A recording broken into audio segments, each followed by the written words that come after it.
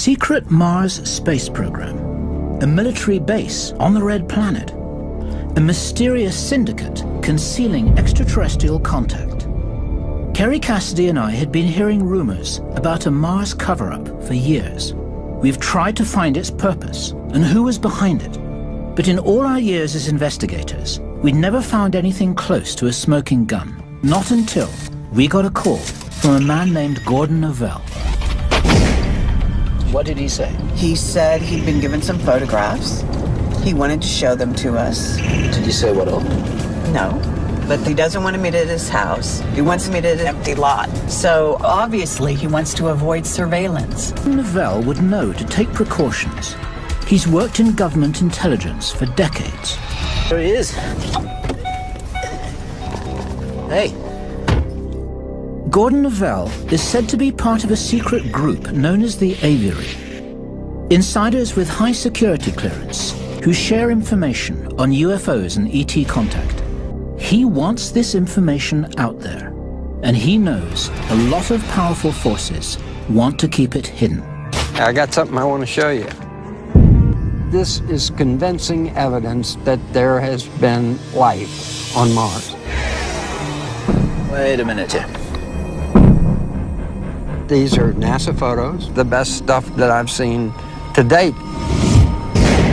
We'd both seen intriguing photos of the surface of Mars before, but nothing like this. These photos had much better resolution than anything NASA had released publicly. The images clearly showed things on the surface, things we could not explain. These are pretty authentic looking. So where'd you get these? They came from my friends at Langley. Langley, Virginia, headquarters of the CIA. What do you know about this thing, Gordon? It could be air transfer tubes. Is it being used to move water, or is people walking through it? What is that? What's it doing there? It's certainly not natural. That's metal. And it's on Mars, and this has been a real eye-opener for me, and they're developing Mars. Somebody is. Doesn't say it's an Americans, doesn't say it's ET, but I would say from the technology I'm looking at here, it don't look like it was made in the USA. Air transfer tubes, tunnels, structures that were not natural. Novell seemed convinced that someone had established some sort of base on Mars. But how were they getting there? Novell's next photo was a clue. Now, what is that? It's awfully high. It's taken from a shuttle. It's higher than a plane should be flying. It's obviously some type of sophisticated flying triangle. We'd heard talk of a mysterious fleet of triangular craft, but Novell told us they were real, and that they could be connected to a secret Mars program that's been going on for decades. I heard that they reverse engineered it in the 60s. You're saying reverse engineered from an ET craft, Absolutely. Right? What's the range and capability of these starships? Do you have any idea? They can do anything they want. You know, if you got ET technology, it would be pretty quick and pretty fast. If there is a secret Mars program, who's behind it? The US, China, North Korea, the Russians, or someone else? Does our government have access to ET technology? If so, why are they keeping it so secret? The whole reason for the cover-up is economics. It's money. If you don't have to pay for fuel, then the world changes dramatically. The banks live off of oil and gas. So they're just protecting their own It's interests? protecting the banks, and banks run the world. If Gordon Novell was correct, it could have huge implications for the future of the human race. This hidden technology could end world poverty. It could also put the energy corporations out of business. So it's all about energy, and energy determines finance, and that determines the secrecy. Finance determines the politics, which determines the secrecy. We couldn't simply take his word for it. We needed to find out exactly what was happening on Mars. The first clue lay in the NASA photographs he'd given us.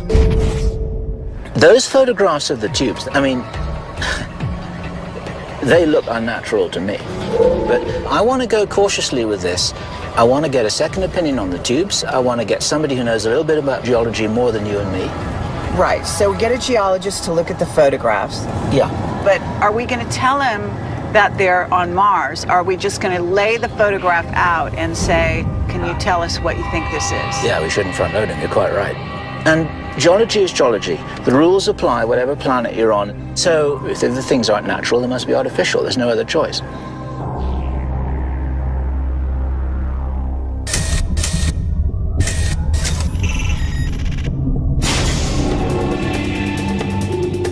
There was no time to waste. We arranged a meeting the next day with an independent scientific expert. Ron Nix is an engineering geologist. He's been analyzing desert formations for more than 30 years. This needs an explanation. What have we got here? We showed him the photos. We didn't tell him they were from Mars.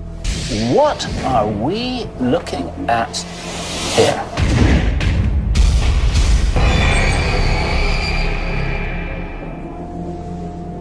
You could be looking at the desert, but in my experience, I haven't seen anything that looks quite like that. Take a look at these crescent-shaped features. Do they not have a higher reflectance than the surrounding stuff? As if they're made out of material that's not the same as this? This feature here, The bright spot, clearly has a much higher reflectance than anything else in that image. And you can really see it. Maybe it's an engineered structure. When I try to explain it with the principles that I'm used to, it does not look natural to me. Mars or not, Ron Nix would know a natural formation when he saw it. He said this wasn't natural. Well, let me ask you the question, where did you get these prints? We were given these prints by somebody who has significant insider connections. We're told that it's on Mars from NASA originals. I mean, we're not trying to put you on this. No, that's okay. I mean, it's fascinating, but it doesn't look natural to me. Okay. Thank you. So if the structures might not be natural, that meant they had to be engineered. But by whom? To answer that, we needed to talk to NASA watchdog and critic, Richard C. Hoagland. Hoagland said he'd meet with us, but we had to meet on his turf, the one place on Earth that most closely resembled Mars. So Richard, what would explain these structures on Mars? Well, not only could there be extraordinary ancient ruins, but we could be launching human missions to Mars. To unravel the significance of these photos, we've come to the Arizona desert to meet with space science expert Richard Hoagland. This is probably the closest analog to Mars you're going to find anywhere on Earth. This thing was formed, we think, about 50,000 years ago by an object coming in through this incredible Arizona sky, buried itself in the ground 1,000 feet down. Hoagland is a former NASA consultant who claims NASA is covering up what it knows about life on Mars. He's uncovered what he believes to be photographic evidence of ancient ruins on Mars, anomalous structures, including a photo that appears to show a giant face on the surface of the planet. I've been looking at photographs taken by NASA, by the Soviets, for almost 30 years. If anyone could tell us what we're looking at, it would be him. So Richard, what would explain these structures on Mars? If you actually look at this, it looks like it's ruins being eroded out of these sand dunes. What you see here, I believe, is a buried transportation system. Okay, you know this because you're in touch with people from inside NASA? Of course.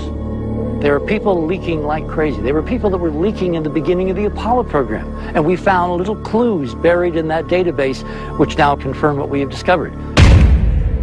You cannot ignore the actual science. I mean, look here. This is a Mariner 9 picture. Hoagland had brought some intriguing NASA photos of his own. This is the infamous face on Mars. It was photographed by Viking in 1976. But what the officials say is that it's all tricks of light and shadow. Nothing there.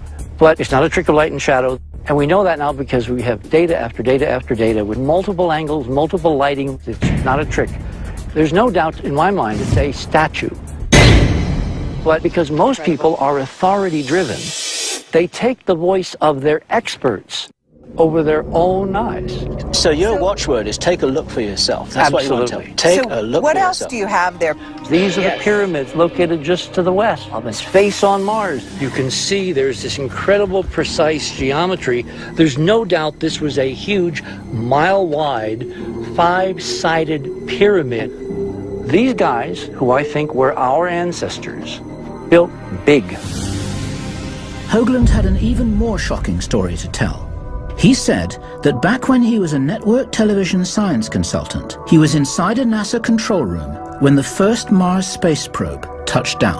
When Viking landed in 1976, I'm standing there looking at a monitor with Carl Sagan. Carl is on my left, some NBC guys are on my right, and we're looking at this first color image come in, downlink, live from Mars, and it looks like Arizona. I saw some of the pictures and said it's a clear resolution.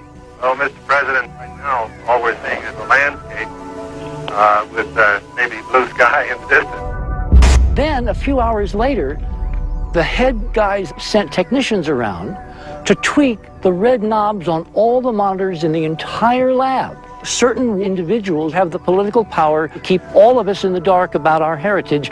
They started in 1976 by changing the color of Mars so it would never really look like what it is, which is apparently a lot like Arizona. An error was made. The Martian sky, the scientists now say, is pinkish. This is the first color picture of the Viking 2 landing site, proving that this area of Mars is red, just as the Viking 1 site was. So this corresponds to the real Mars. Look at the sky. It's not pink, it's baby blue. So NASA had gone to great lengths to hide the fact that Mars' atmosphere is similar to our own, able to support life. If someone's painting the sky, They all had to be in on it. And that would point to an even bigger Mars cover-up. Is it possible they've already been there but they haven't told us? That's part of what we call the secret space program. What's your personal view about that? A, it exists. B, they know a hell of a lot more than we know through NASA. And C, there's cover-up after cover-up after cover-up, not only in the NASA area, but in every area. Hoagland had shown us evidence of life on Mars and of NASA's attempts to suppress it. He's been tracking this for how, 37 years? he has watched the cover-up step by step with his own eyes. That's what's amazing. He was there in the control center when the original images, but he was there and he saw the color of the sky and then they changed them a couple of hours That's later. amazing. But did this cover-up extend to secretly sending men to Mars? We needed another look at some recent history. What we did have back in the 60s were a manned mission to Mars being planned and then scrapped, right? Yep. We began where the public record leaves off, a 1967 NASA program to send men to Mars. Astronaut Brian O'Leary was selected to be on the first flight, but when the program was abruptly cancelled the following year, he hung up his spacesuit and quit. We found O'Leary had moved to South America. He seemed nervous about talking, but we managed to persuade him to speak with us via Skype. Hi, Brian. We wanted to find out if Mars was the reason he'd left his country behind. It was in '67, was it, that you joined up with NASA for their Mars mission program? Yes, I was specifically appointed to go to Mars, and the mission was to have taken place in the 1980s. But history got rewritten. In 1968, the Johnson Space Center announced that these Mars missions would be canceled. But your interest in Mars has continued. Oh, absolutely. The fact is, there may have been a civilization there once that was, basically was wiped out. NASA was covering up quite a bit. In the past, Mars was certainly more Earth-like. There was liquid water there. We see the erosional features, dried up riverbeds, lakes. We may be looking at our own future by looking at Mars. Is there a reason why you're in Ecuador that might be linked to the cover-up? Yes, there are a number of reasons. NASA tells you that you've got to play ball with their worldview, or else. They basically excommunicated me. And I have had a history of being threatened, and many of the people who did try to do me in are still around. Prudence suggests that we just move here. Do you think that the secrecy extends to an alternative space program, that we have been to Mars but we're not being told about it? Well, reports suggest the answer to that might be yes. There are all kinds of secrets that are being held from us, such as Brian? We just lost the connection. And then, suddenly, the transmission went dead. Were we getting too close to the truth? The Mars witnesses are really in fear for their lives, like Brian O'Leary. We're talking about something so hot. My provisional conclusion is that there's something very significant about Mars that they don't want us to know about. If they really have been on Mars since 1980s or even earlier, then what an incredible story to share with the whole human race. Why keep it secret? We decided to reach out to David Wilcock, a writer and researcher into UFOs and ancient civilizations, who has inside information about the possibility of a secret Mars program. Among his contacts are insiders directly involved with the so-called Montauk Project, a secret program researching the very nature of space-time. Phase 1 began, I guess, in the early 1960s. Apparently what had happened was that they had an original seat from a UFO. The UFO had crashed, and they had taken the seat out, and then they had figured out how to set it up to a power supply. All the energy that's in the chair, that's focused by the operator's mind, is then sent into this antenna. And there's this sort of shimmering area, and then you actually go to wherever the person in the chair thinks about. So if he thinks about somewhere, then there will be a portal that opens up that actually goes there. It sounded like Wilcock was talking about space travel through teleportation. I asked him where he'd gotten this information. An insider witness I've spoken to, I call Daniel. And he was telling you this was all real? Absolutely. He was an Air Force captain. He had a background in physics and engineering. But was he saying that they used the chair to travel to Mars? Is this what you're saying? Yeah. Daniel said that there was a mission to Mars and that they actually found ancient bases and that they're very extensive underground. Extensive ancient bases? Uh-huh. Yeah, we're talking hundreds of thousands of years old. You're looking at this dry, dead, red planet that at one time apparently was a civilization just like ours. Yeah, what happened to the ocean? Where did the oceans go? Well, that gets into Richard saying that the sky is not orangish, it's blue on Mars. So there must be atmosphere, right? Yeah, Mars was like the Earth. Can we talk to Daniel? He's very fearful.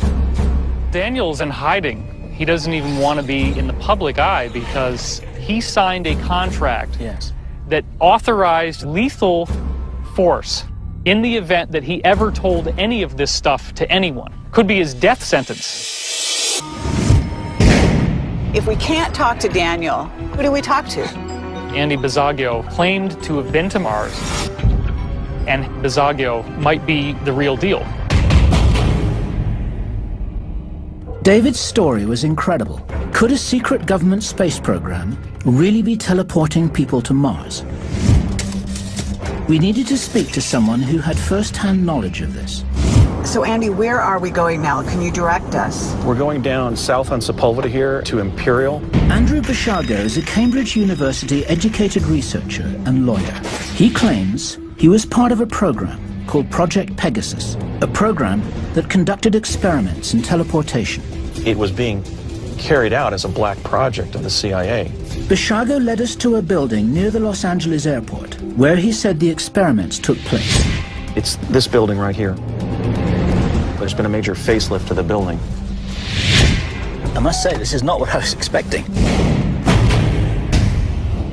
So the big picture here...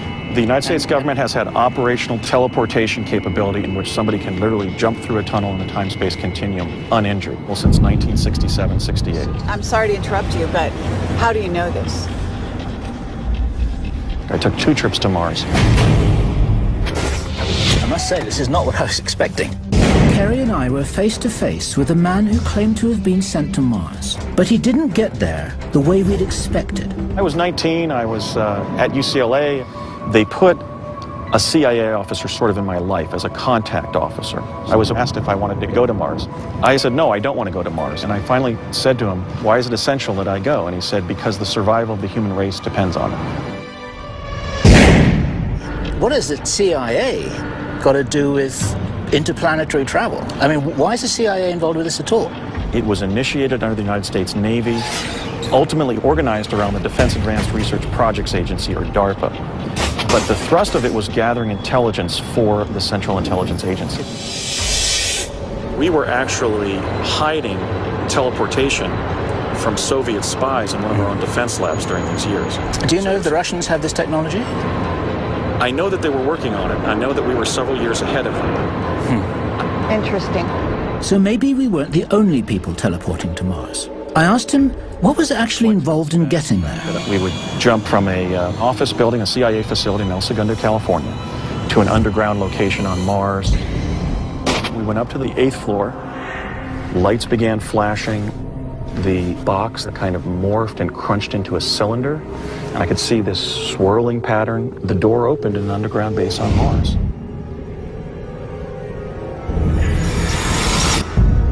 It looked like perhaps an underground cavern that the Martians had been using, that we had sort of built an infrastructure inside of. I encountered 3 humans from Earth during the first trip, and then in the second trip, we walked out on the surface and walked for about a half a mile and encountered one of the personnel from the CIA. But you're saying you walked out on the surface, so the surface air is breathable. Well, on the first trip, I walked out wearing my respiration equipment. But when I took my helmet off, it was somewhat difficult to breathe, but I certainly didn't begin hyperventilating. I was able to breathe normally on the surface. Was the sky blue? Yes, the sky on Mars is a pale baby blue. And the terrain isn't all rust red. I mean, it's predominantly rust red. I think the area on Earth that comes closest to what Mars looks like would probably be Sedona, Arizona. Basiago's description of Mars seemed credible, but his method of getting there, that was harder to wrap our minds around. If, say, you're teleporting from here to Mars, you've got a dynamic system that's moving around the solar system. Why do you pop out of Mars and nowhere else? I'm a lawyer and a writer, not a technologist. The science of that, I can't answer that. But clearly some form of hyperdimensional physics was involved because of the fact that it did do that. Since Andy couldn't explain the physics to us, we decided to speak to someone who could. Sean Carroll is a theoretical physicist, author, and university lecturer. He specializes in the Big Bang, dark energy, and extra dimensions. We reached out to him for some answers. Well, we're investigative journalists, and we're investigating hyperdimensional physics. Okay. Now, one of the things that happens is that we have people coming to us, sort of a little bit off record. Some people would call them whistleblowers. And we have heard from multiple witnesses that macro-scale teleportation is an established technology. And is this plausible? It may be plausible that someday we can do something resembling what you would call teleportation. Is there investigation into teleportation at this time? Sure, people are discussing something that we call teleportation. That's sort of the atom by atom level, yes. But your point is that that's not transferable to the macro level. Is certainly as a practical matter it's not, but even as a matter Sean Carroll said one form of teleportation on the micro level was taking place now. But that couldn't explain teleportation on the macro level, like sending a human being to Mars.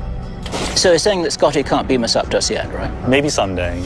Physicists always stress the difference between things that we don't know how to do and things that violate the laws of physics as we understand them. And teleportation does not violate the laws of physics.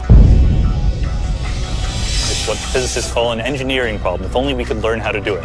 Sean Carroll had confirmed that teleportation was theoretically possible. I had one last question to ask you, one that might explain how it could be happening now. What if there was an extra dimension beyond the usual 4 of space and time? Imagine that this concrete pathway here, this is 4-dimensional space-time, which we will live in every day.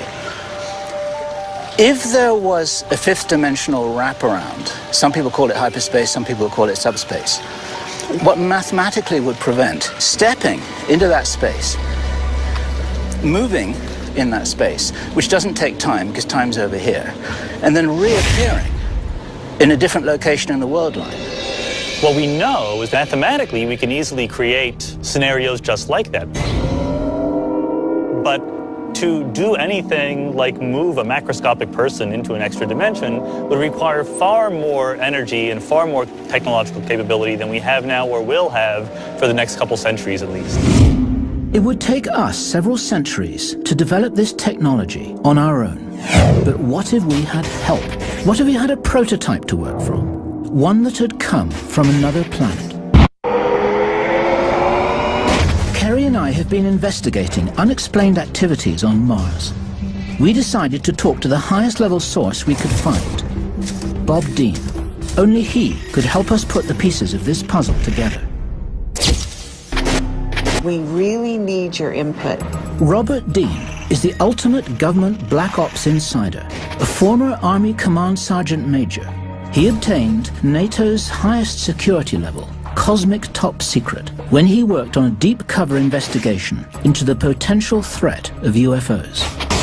We told him we'd been investigating evidence of strange activities on Mars. We are getting a lot of information that there is a secret space program. There are shipments going to Mars, that there is a constant flow of even humans going to Mars, that there are underground bases and they have been there for quite some time. I mean, what is it you know about Mars, and can you confirm or deny the things that I'm telling you right now? There has been an extraterrestrial presence on Mars for 100,000 years, for God's sake. Why do you want to tell us this? It's got to be brought out. The mass of people out there need to know what this is all about. There is a major ongoing facility on Mars right now. What can you tell us about it? There's a space facility which Mariner 9 photographed on the equator years and years ago, which NASA released accidentally, but then they denied they ever took the picture. I think it's a spaceport. I think probably it's where that gigantic triangular objects were photographed. Gigantic triangular craft. Exactly what Gordon Lavelle had shown us.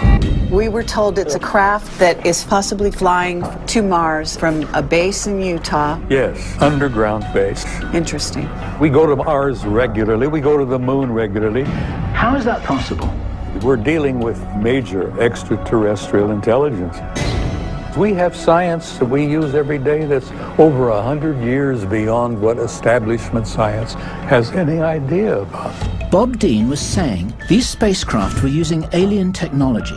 Could that also explain teleportation? Because we've been talking to Andy Bishago. Do you know who he is? He was being teleported to Mars.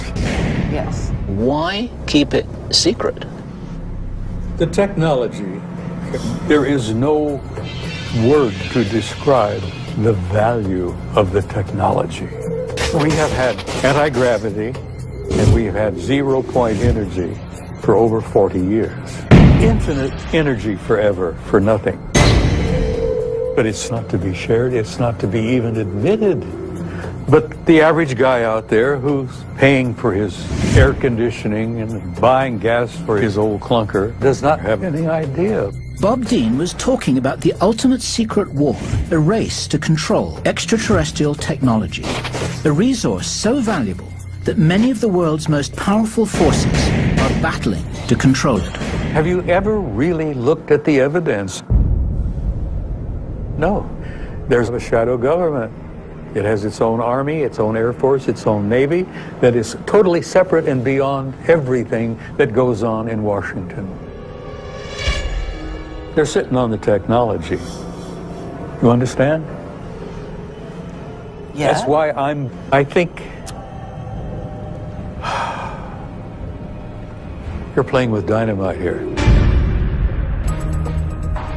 Bob Dean's warning was ringing in our ears as Kerry and I set out to find the top-secret military installation in Utah, the one that could be hiding a launch pad to Mars. We'd arranged to meet Dave Rosenfeld a few miles from the edge of the base. Dave? He's a UFO investigator. and an actual eyewitness to some extraordinary events in this area. This whole area is what they call the Utah Testing Training Range. Have you ever climbed the fence and gone over there at all? Absolutely not. What would happen? Any idea? We probably have Apache helicopters on us within 5-10 minutes. What is really going on here? One night we were out here and we heard this crackling noise. And we could smell ozone in the air, like something burning. And then we seen just beyond this ridgeline here, this beam would shoot up. I mean, it was huge. Through the clouds, up into space. I mean, it was just massive. Did you take pictures at any point of this beam? Yes, if you wait here, I'll grab one for you. Dave Rosenfeld's story was extraordinary. So was his evidence. Oh, wow. Okay. Through the clouds, I mean, it was just massive. Rosenfeld's photos showed strange objects over the base, including a beam of light that cut deep into space. That night, did you get in trouble for being out here? Yes. I got confronted. These white SUVs block us in, and they get out. They're palming their pistols as they're walking up. Very, very intimidating. He says, well, I suggest you guys turn around and get out of here, because the people who follow us aren't as nice. They were trying to scare me to never come out here, or I don't think I'd ever forget that day. Are you seeing any craft that are triangles, black triangles? Yes. At night, I have seen triangular craft flying back and forth. One of the contractors I met works on a craft called the Venture Star. What is the Venture Star? The Venture Star is a craft that can take people up into space. He says that this craft can reach Mars in 33 hours. Then we showed him the photo that started us on this quest. Have you seen that before? That looks like the Venture Star to me. Dave, do you think that craft could be based here? Yes, I think that the southern runway is one runway that could handle this type of craft. Can you take us out to this place that you've been talking about? I try to stay away from that area. I can show you on a map where it's at, but... You're really, like, afraid of what will happen if you... I've had too many, close calls with them. And Dave warned us that we would, too. As soon as you jump out of your truck and start filming, 5 minutes you're going to get confronted. But we wanted answers. There was no turning back. Right here. Everything in our investigation had led to this. All the clues pointed to the existence of a shadow space program, one that was using extraterrestrial technology to send humans to Mars. We set out the next morning to find the runway Dave told us about. We hoped to get photographic evidence of the Venture Star. We were miles from the base when we noticed something in the desert. Something that made us realize we were not alone. Look at that. Focus on the ridge. Yeah. And sweep across slowly to the right. That's that dust thing right there. That's a car riding on the dust, right? Correct. That's how you tell when a Humvee is coming towards you at 60 miles an hour across the desert. Look, there's several vehicles right here all of a sudden. Exactly. Look, did they just turn around? Oh my God. We're already on their radar. They're watching what we're doing. These guys are tracking us every inch of the way. They do that. What are we going to do now? Well, there's only one way out of here. Time was running out, but we had to press on. We were so close now that we didn't want to give up.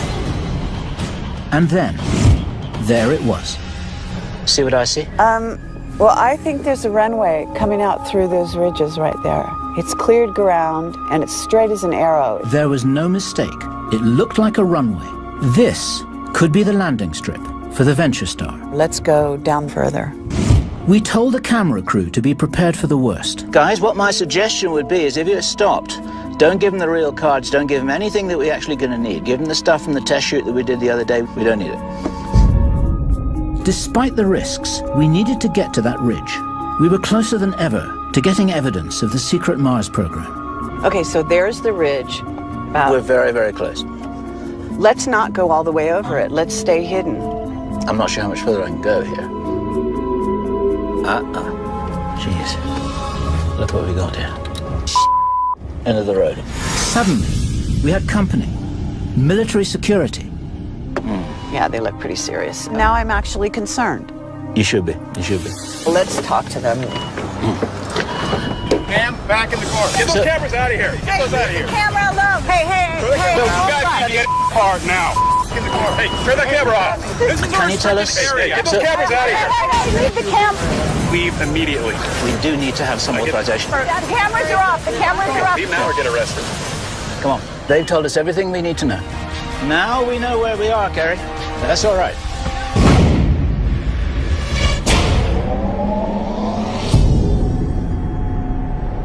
People don't behave like that for no reason. They wanted us out of there now. They wouldn't answer any questions. They didn't even tell us whether they were reporting to the military. They didn't have any insignias on their clothing or their car. There's something going on there they don't want people to see, and they were there to prevent us from going any further. They came at us at exactly the right spot, just that little ridge. We get run off the place, and that's enough to tell us that there's something worth hiding. What we're really talking about is Mars, and what this investigation has revealed. Brian O'Leary told us that when we're looking at Mars, we may be looking at the future of planet Earth. But there's something about Mars which is not just focused on our potential future, but it seems to be linked to our past. What we've got is a range of puzzle pieces, and some of them fit and some of them don't fit. But the ones that don't fit are so interesting that we can't throw them away. We have a shadow government that is totally separate and beyond everything that goes on in Washington. What is the reason for the secrecy? There is a war going on here on Earth that is an unseen war. The idea of going to Mars, the idea of teleporting to Mars, the idea of having an advanced spacecraft, why not share that with the world? There's got to be an answer to that question. And the answer to that question has to be so important that none of us are permitted to know.